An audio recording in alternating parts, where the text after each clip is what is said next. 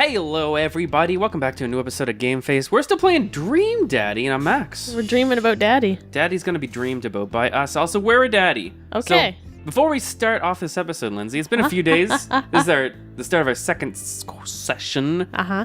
What are your thoughts? Who's your daddy of choice so far? I don't know. Give me your top 10 dads. I like Bad Dad, Robert. Mm-hmm. Why didn't you sleep with him then? Because we just met. I'm not All that right. kind of man. Okay, all right. And I like Matt. Yeah, Matt's like my Matt. choice He's a so cutie. far.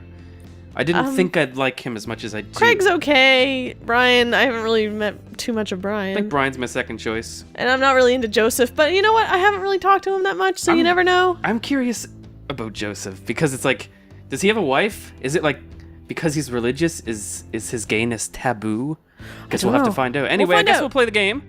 Amanda runs into the store with me, trailing behind her. She makes a beeline for the back. There it is. You can still see the outline, kinda.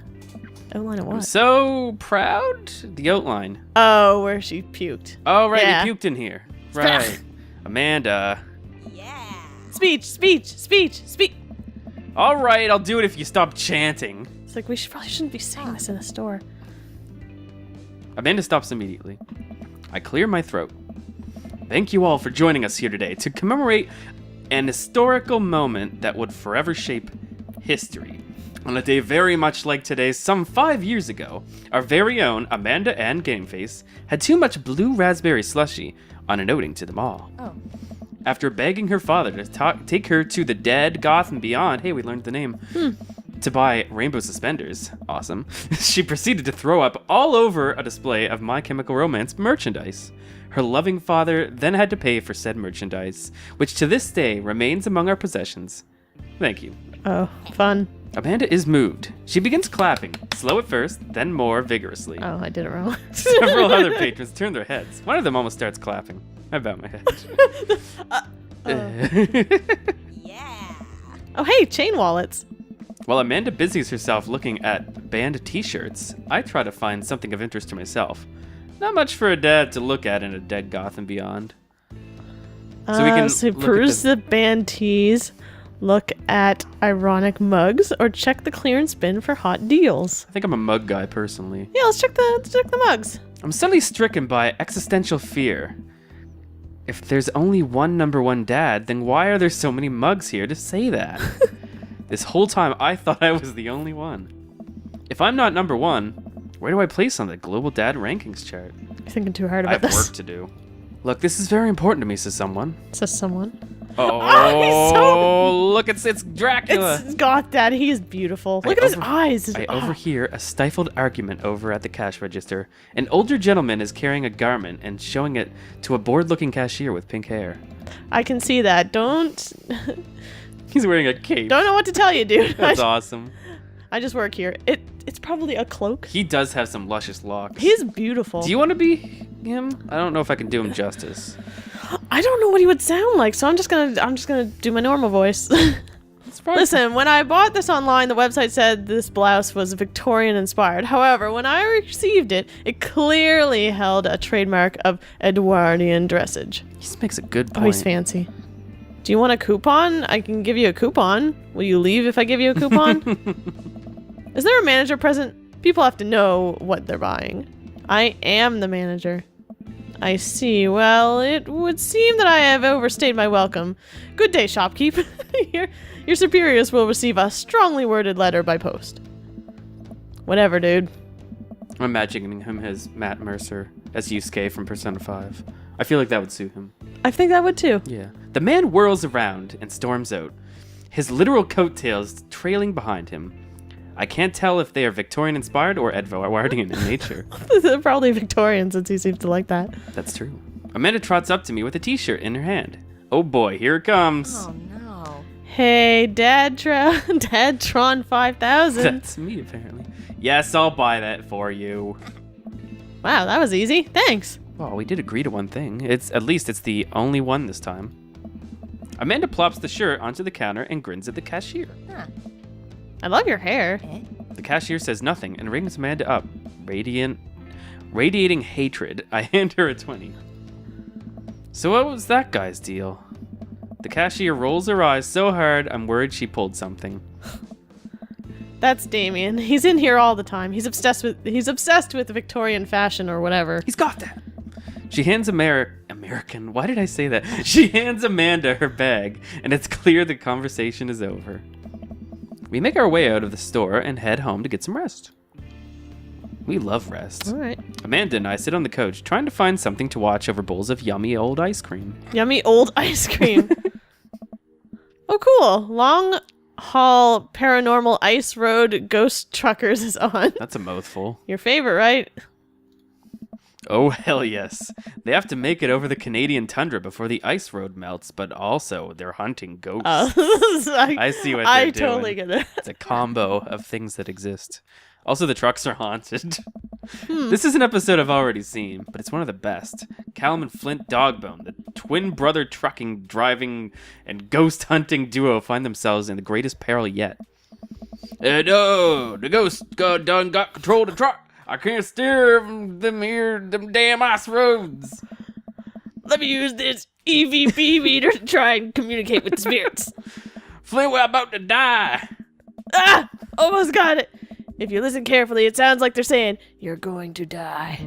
That's because we are about to die. This is art. The episode ends, and Amanda excuses herself to go and start arguments on the internet. Oh. I stay up a little longer, curious about the exploits of Callum and Flint Dogbone after their disastrous ice road accident. Oh my goodness. Afterward, I crawl into bed and get a good night's sleep. I love it. I love a good night's sleep. Laserdisc is clearly a superior digital format. I'm sleeping. I'm making sleeping noises. Morning, sleepyhead. 5 more minutes. You have never ever let me have 5 more minutes, so get up. Fine. I'm a sleepy dad. We have cereal for breakfast and spend the morning putting together furniture. Amanda is much better at interpreting the tiny manuals. We're able to put together a few shelves and one desk, but I'm pretty sure it was supposed to be a bookcase.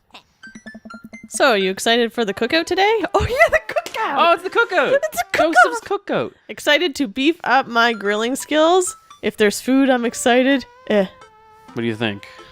If there's food, I'm excited. I'm all over those terrible store-bought sugar cookies that everyone brings to parties. Hell yeah. Yeah, those are bad. Which means they're more for me. Don't you want to meet some of the people in the neighborhood? I'll probably end up standing uncomfortably in the corner with a plate of food and hope that nobody talks to me. That's me. I can relate to myself. Dad, you're a beautiful work in progress. We will get that butterfly to emerge from the cocoon. We will. We will. The social butterfly. Yeah. I see where she's going with this. Well, we better start getting ready. We definitely don't want to be late. What? No, we have to be fashionably late. Who shows up at a cookout on time? You know what? We're going early just because you said that. I head out the door and Amanda reluctantly follows. We walk across the street to Joseph's house with a store-bought veggie plate. I'm a terrible cook if it doesn't involve a grill. Veggie plate's good. Hell I take yeah. a veggie plate. I guess we're not as early as I thought we were. Joseph's backyard is already packed with people, and the smell of hot dogs wafts through the air. Small children run through a sprinkler, and adults chat in small clusters. Can I go through the sprinkler? You may. I set out our veggie plate on a table next to 2 other veggie plates. Huh. Hey, there's Joseph. I wave to get his attention. The moment he sees us, he jogs over, arms open wide. Hug. There's Joseph. Who is him? Fun fact, we realized that this is voiced by Aaron Hansen. Yeah, we figured out the voices. I don't remember if I think it was something like, "Welcome, I'm so glad you 2 are here. And you brought veggies. Let me introduce you to my family. Kids, come on over here. This is Chris, my eldest. Yeah. Hi. Hey, I can be. This is Christian and Christy. They're twins. Hey. They stare creepily and say nothing. I don't like them. Apparently there's a glitch where they follow you everywhere. Then, of course, there's our youngest, Krish. Krish? Wait, where is Krish? Maybe Mary put him in the crib. Oh, it's Mary! Hi, Mary. Uh-oh. Oh. Oh, so that's your Mary. wife. Hi, Mary. Oh no, it's the woman from the bar the other night. What's she doing here? Well, I think we got their relationship figured out. Oh, and how could I forget my lovely wife, Mary? I wonder... I don't... Joseph pecks her on the cheek. She smiles. Mary, I didn't recognize you without a drink in your hand. Yeah. Ah, Mary, sweetheart, did you put Krish to bed? I'll have to go look for him. That wasn't Mary's voice. What? I don't know. I don't remember what Mary sounded like. She sounded like a deadbeat. Oh, okay. I don't know. I'll What? just- You'll have to. Joseph takes a moment and regains his composure. Mary, this is our new neighbor, Cyrus, and his daughter, Amanda. I'd shake your hand, but I have a glass of wine that I need That's to tend the to. Mary I know. I'm sorry. I love her. No. Nice We're leaving. to meet you, Mary, for the first time. Charmed. Well, I have to go over there now. Mary leaves. Oh god, this is so awkward. I wonder if Joseph knows. I wonder if Mary knows that Joseph knows. I wonder if Joseph knows that Mary knows that I know. It takes all of my energy not to run away from the barbecue and start fresh in a new I setting. wonder if Robert knows this. Probably. My wife has a wonderful sense of humor, but please, you two enjoy the barbecue. All the guys are really excited to meet you. Wow, I think I actually met everybody else. Oh. Great, I bet you're excited to get to know everyone better. Hope you both enjoy yourselves. We're gonna meet so many dads! Oh, okay. Amanda and I Are mill all the dads around. here? Maybe. It's a daddy-queue. Oh, Daddy cute. Amanda and I mill around and try some of the food spread on the table. I pick up some deviled eggs. Good choice. Amanda grabs a small paper plate and immediately begins piling it with baked goods. I don't want to have to make friends. Come on, Dad. Who are you gonna party with when I go off to school? But I don't want to have to do pleasantries. Dad. They're going to talk about weather. Go. Do it. Make a friend. I did make a friend. But how could I possibly abandon my only child at a social function? That's bad parenting. We made friends with Robert. We did. He We was almost probably made very good friends with Robert. Yeah, a little bit too friendly. This plate of cookies is my new dad. Bye. She likes cookies. She Amanda does. shoves me into the center of the yard. Well, here goes nothing. I look around the party and I'm surprised to see some from. Isn't that the barista from the Coffee Spoon? It's Matt. It's Matt. Didn't I meet that guy at the bar? It's Robert. Yeah, it's Robert. Didn't I throw a frisbee with that? Didn't that guy throw a frisbee at my head? I forget your name. Isn't that the guy who was throwing a fit in Dead Goth and Beyond? It's Damien. I don't like Brian. That was the other guy. Isn't that Amanda's teacher? It's Mr. Virgo, right? I know Hugo. Craig. I know Craig. This is his baby. Wait a sec. All these people live in our cul-de-sac? That can't be right. I better investigate.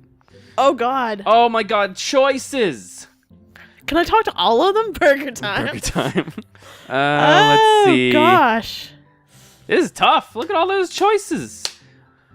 Crap. So Damien's the only one we haven't actually met. Damien we haven't talked to, but Matt, Hugo, he Craig. was cool. But Robert, and I'm really Brian. interested in. Brian, we didn't really get to talk to Let's too do much. that first. It's right at the top.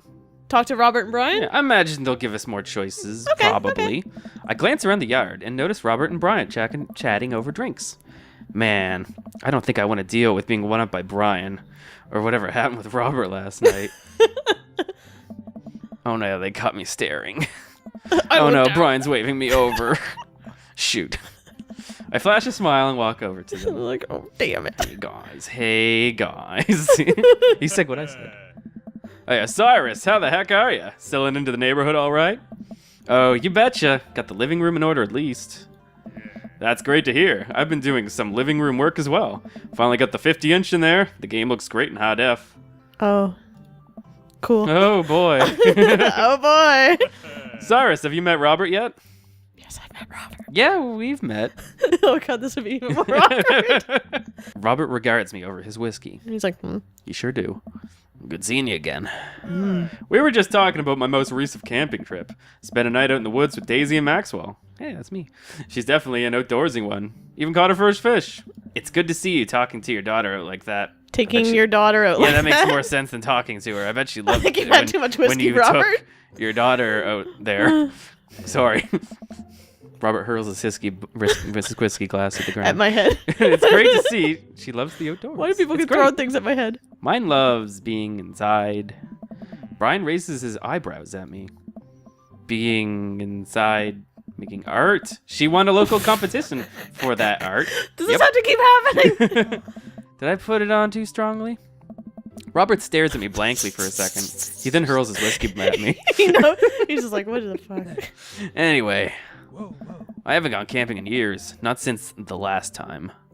That's Danny. That is Danny. Hear Danny. I'm like, it's such a higher pitched voice than I would expect him to have. And wasn't... This is Barry. Yeah, that's Barry. Right. This is Barry. This is Danny. Gotcha. Not since last time. Same here. Well, things change once you have Wait, what happened the last time? Hey. Robert takes a long sip of whiskey, and then he hurls it at my head. Well, old Johnny Boy and me were out in the back country. Johnny Boy's a strong kid. Met him in my army days. Comes from Kansas. They build him tougher out there. Things go south pretty quick. Johnny Boy breaks his ankle when the rope Why can't you talk, Robert? Because when it's the rope got bridge whiskey. snaps. It's the whiskey. You can see the bone popping out through the skin. Johnny Boy's screaming now, crying for his mama, losing blood. We're 2 days out from the next living soul, and here I am with my dear friend bleeding out in front of me. I'm able to dress the wound, but now I got a fireman carry a... I got a fireman. He's got a fireman carry. carry a 6 foot, 180-pound man over some of the toughest terrain I've ever been in. I won't lie to you. There were moments during these 2 days when I thought about leaving old Johnny Boy. But you build a bond with your brothers in arms, and that bond never breaks. I got that boy back to civilization, but I lost some of me out there. Guess that's camping for you. Are you fucking with me? Brian and I stare in disbelief. Robert takes another long sip of whiskey. I'm just kidding, my friend. John and I went inner tubing down a river, and he lost a flip-flop. Missed that kid. Robert, you're funny. I like Robert. Brian and I laugh nervously. He's a kidder. Or am I kidding? Brian and I tense up again. Hey. I'm kidding. Robert, stop! You're playing with my feelings. Amanda and Daisy barrel up to us, laughing. Daisy's holding a paper plate in front of her like a steering wheel. That's pretty cool. We gotta get off this haunted truck! Oh no, the ghost locked the doors! Quick, hit the emergency escape button! But trucks don't have emergency escape buttons. Then hit the brake, I guess, and then we'll get out of the truck. The imaginary truck. Anyway, we're safe from the ghosts. But how will we survive this Arctic tundra? Daisy, you might have to eat me. Are you prepared to do that? I'm prepared to do anything to survive. That's cold-blooded. I like it. Although I'm not sure if I have the materials required to properly cook you. You know, that reminds me of the last time I went skiing. Stop it, Robert! Robert. Wait a second. Are you guys playing Long Haul Ice Road Paranormal Ghost Truckers? Yeah. Oh, I thought that was really happening. Amanda and I love that show. It's the best, especially the episode where Callum hides Flint's keys and Flint retaliates by breaking an ancient cursed urn and sending the spirit after him. Yeah! It's such high-quality reality television. I don't watch a whole lot of television, but I do enjoy that show. That and war documentaries. All right, Daisy. I found us a couple of bugs. They're gonna make a great meal. Lots of protein. Gonna keep us from starving out here in the harsh, icy wasteland. This is someone's backyard. Don't you know? She's crazy. But there's a whole table of food right over the... Daisy, it's a game. Oh, We're playing pretend. It's what kids do. I get it. Live a little. Amanda gives Daisy a handful of gummy worms from the snack table. They eat them with mock disgust. Let's go find kindling for a fire. Yes. Okay. Yes. But not an actual fire. Because we're playing pretend? Now you're getting it. Oh, they made friends. Aw. Daisy and Amanda run off. What a cute couple of kids. Man, I never see her get along with anyone so quickly. I guess Amanda just sorta has a way with kids, sorta. That's kind of amazing. Daisy doesn't really get along with kids her age. It's nice that he's not trying to one-up me this time. Maybe we can have a regular friendship after all. Really? She just kind of keeps to herself. Her teachers say she spends every recess in the library. I think the other kids are intimidated by her intelligence. There it is. I wouldn't worry about it too much. Amanda was shy at Daisy's age too. She used to have a habit of crawling under tables and crying every time we took her to a restaurant. She bit people too. Oh, kids, right? Gotta love them. You're required by law. I hear that. Well, since they're getting along so well, maybe we should try to put together a little play date for them. They do seem to get along really well, but the thought of continually hearing about all of Brian's accomplishments is rough. Yeah, that'd be nice. Well, I don't want to take up too much of your time. Go meet some of the other fellas. Okay, hopefully. It seems like we're gonna meet them more to get to know them better. I think so. I like it. I almost feel like if you go burger time, maybe you'll like That- skip stuff, but Yeah, so maybe we'll go down the line. yeah. So we'll talk to Matt, Hugo. and Craig. That was a lovely little Yeah, conversation. I like Robert. I like both of them. But Robert's pretty funny. He's a funny man. Matt and Hugo seem to be embroiled in an intense discussion. Craig looks on, smiling politely. I walk over to say hello. Were you Hugo? I think you were I think Hugo. I was. As again, I don't know. just Hugo it up. Well, I don't think it's fair to try and compare two art movements like that.